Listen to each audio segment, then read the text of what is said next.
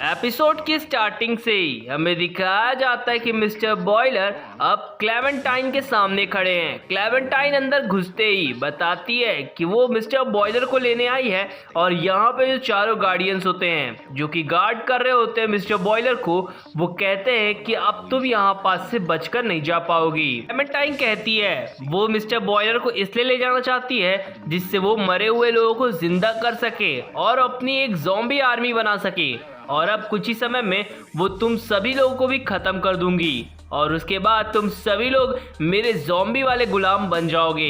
लेकिन उसके लिए मुझे मिस्टर बॉयलर की ज़रूरत है क्योंकि वो एक काफ़ी फेमस और अच्छी फार्मिस्ट है। इस चीज़ को सुनते ही सभी लोग उसको गार्ड करने के लिए आगे की तरफ आ जाते हैं, जिस पर मिस्टर क्लेमेंटाइन हंसती हैं और कहती है मिस्टर बॉयलर अब तो तुम नहीं बचोगे। कि तभी मिस्टर बॉयलर के हाथ से लैंप छूट जाता है और टूट जाता है। सभी गार्ड्स उसे कहते हैं यहाँ से आप भाग जाइए मिस्टर बॉयलर, जिस पर वो कहते हैं कि हम इस क्लेमेंटाइन को हरा देंगे, आप बिल्कुल भी टेंशन मत लीजिए। इतना वो कह रहे होते कि क्लेमेंटाइन कहती है कांजी तुमने आने में थोड़ी देर कर दी, तुमने सारा मज़ा ही किरकिरा कर दिया। जिस पर कांजी कहता है इन सभी को ख़त्म करो और काम करके यहाँ से निकलते हैं वरना कोई हमें देख न ले। इस पर वो कहते हैं हाँ वैसे भी हम आखिरी लोग हैं जो कि इन्हें जिंदा देखेंगे। मिस्टर बॉयलर काफ़ी ज़्यादा डरा होता है क्लेमेंटाइन की बातों से और हमारा छोटा मैजिक कैस्टर वो याद करता है मिस्टर मोनमा को।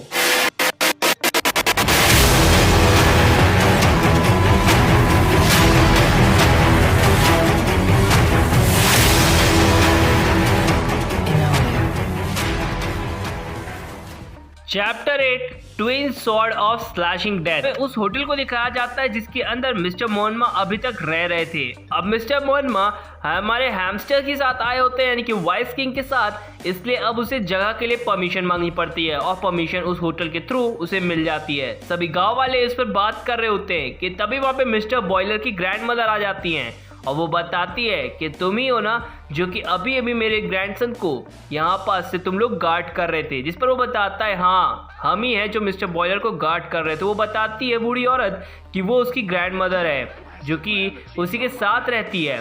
जिस पर वो कहती है कि अब चलो ठीक है आई गई हो तो मैं तुम्हारे साथ चलता हूँ जिससे मैं अपना रिवॉर्ड ले सकूँ।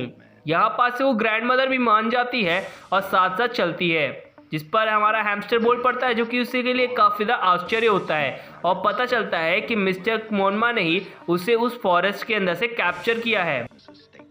यहाँ पास से वो घर के अंदर आते हैं और हमारा हैमस्टर बाहर खड़ा होता है, जिस पर वो ग्रैंडमा बोलती हैं मिस्टर बॉयलर बाहर आ जाओ, अब तुम्हें कुछ रिवॉर्ड देना होगा। मोनमा को समझ में आता है कि कुछ गड़बड़ है इस घर के अंदर, तो वो ग्रैंड मदर को पीछे रहने के लिए कहता है और खुद उस घर के अंदर की तरफ जाता है। जिस पर वो पूछता है कि ये रास्ता कहाँ के लिए जाता है। ग्रैंड मदर बताती है ये रास्ता एक स्टोर रूम के लिए जाता है, लेकिन स्टोर रूम के अंदर लाशें बिछी होती हैं उन सभी लोगों की जो कि मिस्टर बॉयलर को प्रोटेक्ट कर रहे थे। यहाँ पास से हमारा मोनमा चेक करना चालू करता है कि उतने में ही वो सभी गार्ड्स जो कि खड़े हो जाते हैं और उसी के लिए कुछ समय पहले दोस्त थे उसके, और वो उन सभी को एक ही सेकंड में मार देता है। ग्रैंड मदर की ये देख के बिल्कुल फटे में होती है क्योंकि ग्रैंडसन का क्या हुआ होगा। ग्रैंड मदर को वो शांत करते हुए बताता है कि तुम्हारा ग्रैंडसन बच गया है क्योंकि वो यहाँ पर नहीं है, इसका मतलब वो लोग उसे उठा कर ले गए हैं। इसके बाद हमारा मिस्टर मोनमा उस छोटे कैस्टर को उठाता है और वो कहता है जिस किसी ने भी ये चीज़ की है उसे काफ़ी बड़ी कीमत चुकानी होगी इस सभी चीज़ों के लिए। वो उन सभी के बैग्स और बाकी चीज़ों को चेक करता है जो कि सही सलामत और बाकी सब कुछ ठीक होते हैं। ग्रैंड मदर कहती है कि तुम्हारे दोस्त मारे गए इस बात का मुझे काफ़ी ज़्यादा अफसोस है। मिस्टर मोनमा बताते हैं कि वो आज ही मेरे दोस्त बने थे इसलिए मुझे उनके मरने का ज़्यादा दुख नहीं है। जिस पर ग्रैंड मदर उसको कहती है कि मिस्टर बॉयलर को वापस लाने के लिए मैं तुम्हें कोई भी चीज़ देने के लिए रेडी हूँ, इसलिए तुम्हें मेरे लिए काम करना होगा। यहाँ पास से ग्रैंड मदर की बात सुनते ही वो कहता है ठीक है हम तुम्हारे ग्रैंडसन को वापस लाएंगे लेकिन उसके लिए तुम्हें कुछ पे करना होगा। जिस पर वो कहती कि ये बूढ़ी औरत तुम्हें क्या पे कर सकती है। जब मोनमा कहते हैं तुम्हें हर चीज़ पे करनी होगी, एवरीथिंग। यहाँ पास से वो समझ जाती है कि वो उसकी जान मांग रहा है। इस पर वो कहती है कि तुम पूरी तरह से एक डीमन हो। अब उसे क्या ही पता कि ये डीमन सच में ही डीमन है। खैर यहाँ पास से वो कहती है कि तुम्हें इस बात के लिए काफ़ी ज़्यादा पछताओगे।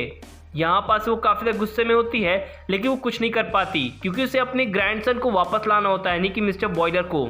जिसके बाद वो लोग प्लान करते हैं कि ये पूरे की पूरी जगह का एरिया है और वो किस जगह पर होंगे।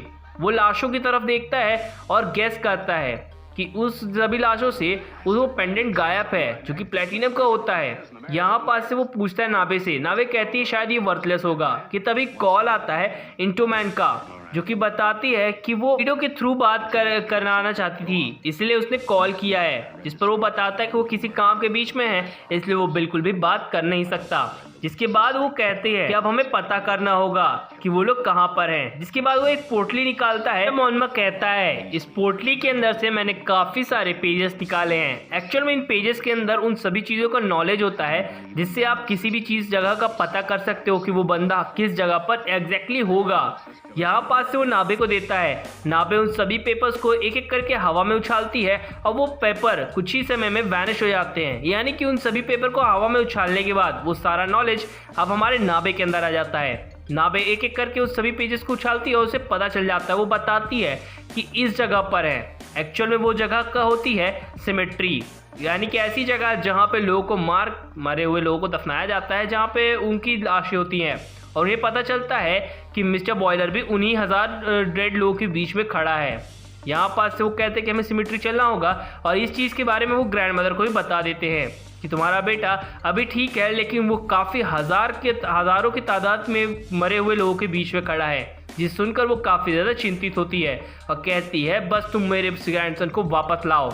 जिसके बाद वो उन दोनों के साथ निकल जाता है उस सिमेट्री के लिए। सिमेट्री को दिखाया जाता है जहाँ पे गार्ड्स लगे होते हैं, जिन्हें कुछ आवाज़ें आती हैं जो कहते हैं कि मरे हुए लोग शायद जिंदा हो गए हैं। ये वो कह ही रहे होते हैं कि सच में उन्होंने जब बाहर देखते हैं तो उन्हें पता चलता है कि मरे हुए लोग सच में जिंदा हो चुके हैं और वो हम पर हमला करना चाहते हैं। वो एक एक करके पूरे दरवाजे को तोड़ने की कोशिश करते हैं और एक के ऊपर एक चढ़कर उन पर हमला भी करते हैं। यहाँ पे गार्ड्स उनका मुकाबला करने की कोशिश करते हैं, लेकिन वो भी कुछ समय के बाद डर जाते हैं और वहाँ से भागने लगते हैं।